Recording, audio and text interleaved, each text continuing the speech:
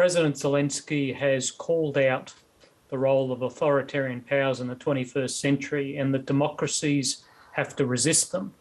He's doing it, and a lot of other countries are resisting authoritarian coercion. So I think that was a very important message out of his speech today. Well, the President even appealed for Australian-made Bushmaster armoured vehicles to help repel the enemy, among other things. Yeah, it was an interesting request. I've spent a lot of time in Bushmasters in places like Afghanistan and Australia.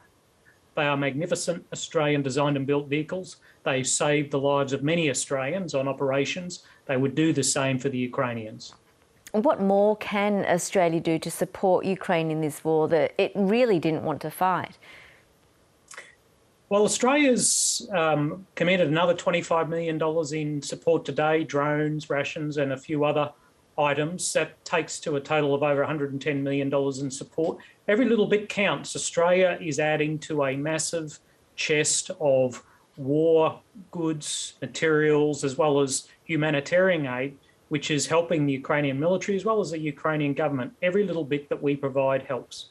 Mick, the head of Britain's spy agency MI5 says Vladimir Putin has massively misjudged the difficulty of invading Ukraine. What evidence is there of this?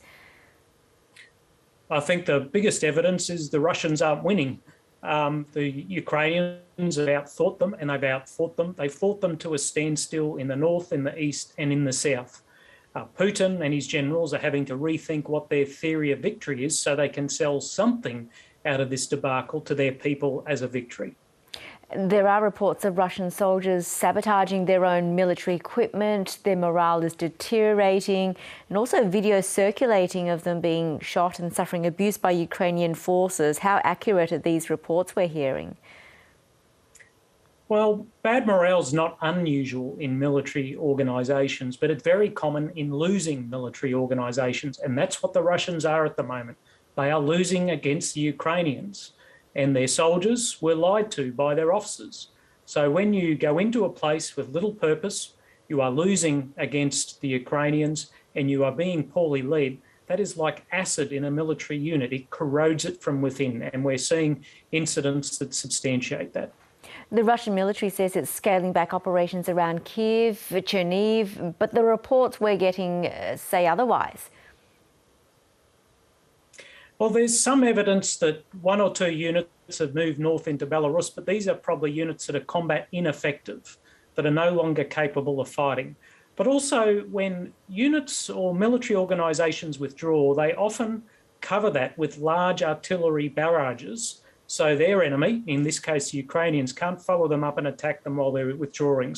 So I think we're seeing a little bit of both at the moment, some withdrawal, but also these massive barrages to prevent Ukrainian attacks.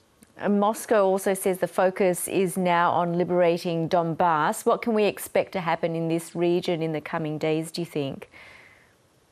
Well, this was a real focal point of the brief given by the General Staff in Moscow last week. It was one of Putin's original reasons for going into Ukraine. I think we can expect to see a level of reinforcement of Russian forces in the east, potentially more air power and more missile strikes as they seek to advance potentially all the way to the Dnieper to give them a better bargaining position when they go into peace negotiations.